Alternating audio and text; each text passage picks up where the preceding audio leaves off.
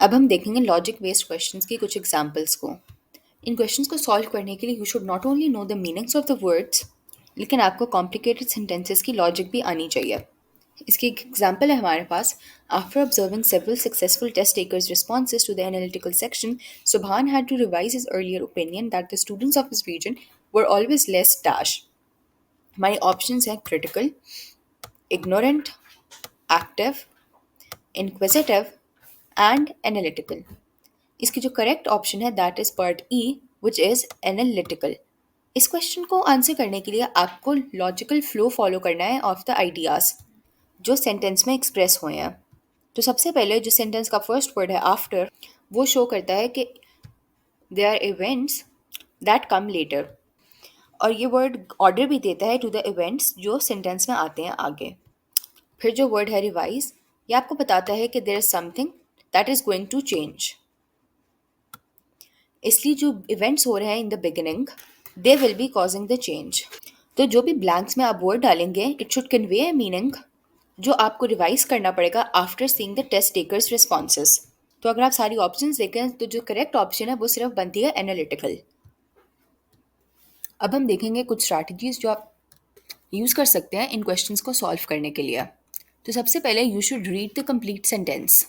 तो if you want कि जो सेंटेंस गिवन है उसकी आपको कॉम्प्रिहेंसिबल सेंस बने, आपको पूरा सेंटेंस पढ़ना चाहिए saying blank for the blanks. फिर you should fill in your own words. तो जब आप सेंटेंस पढ़ें before you look at the choices, आप पहले खुद देखें कि ब्लैंक्स में क्या सूटेबल वर्ड्स हो सकते हैं। तो जब आप वर्ड्स गेस कर लें उसके बाद you look at the choices और उनमें देखें जो सिमिलर है चॉइस आपकी गेस से, सिलेक्ट दैट वन। फिर you should avoid non standard meanings. तो सेंटेंस कंप्लीशन के क्वेश्चंस आंसर करने के लिए आपको वर्ड्स के नॉन स्टैंडर्ड मीनिंग्स पता होना ज़रूरी नहीं है। फिर you should explore logical combinations. तो जब भी आप कोई सेंटेंस पढ़ें you should keep an I on the logical combinations of the clue words जो उस सेंटेंस में यूज़ हो रहे हों। फिर यू शुड नो कि यूजुअली जो सेंटेंस कंप्लीशन के अंदर डिफ़िकल्ट क्वेश्चंस होते हैं उनमें नेगेटिव्स कंटेन होते हैं, और ये नेगेटिव्स आपके लिए सेंटेंस का लॉजिक फॉलो करना डिफ़िकल्ट कर देते हैं। अगर किसी सेंटेंस के दो क्लॉजेज में दो नेगेटिव्स यूज़ हों दैट इज़ मोर डिफ़िकल्ट। इसके एक एग्जाम्पल हमारे पास है। According to Altaf Hussain Hali, a legend of Urdu writing should not preach for sermonizing and has no place in effective writing. इस सेंटेंस में दोनों क्लॉजेज में एक नेगेटिव अपेयर होता है, और जो क्लू वर्ड है फॉर वो एक्सप्लेन करता इंडिकेट करता है कि जो सेकेंड पार्ट है सेंटेंस का वो फर्स्ट पार्ट एक्सप्लेन करेगा।